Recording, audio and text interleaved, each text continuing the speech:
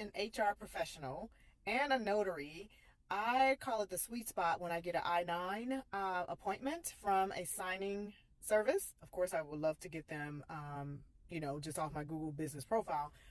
These companies are making it so complicated. I should not, as an HR professional, struggle through an I-9 or identity proofing, as most of them like to call it.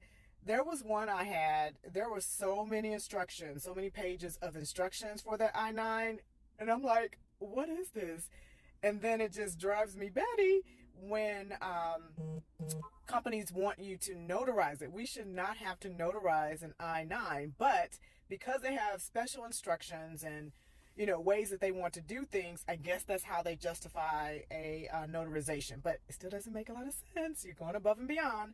But pay attention to those I-9 instructions. Some of them are very intricate. You have to get an employment letter from them. You have to get a control number or order number to put on the form, or sometimes it's hidden within the order.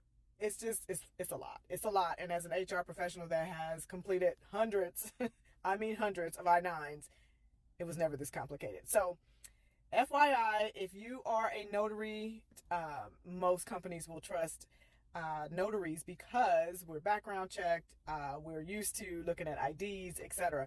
But they can get a little tricky and complicated. So pay attention to the instructions if you're a new notary doing those I-9s or a veteran notary.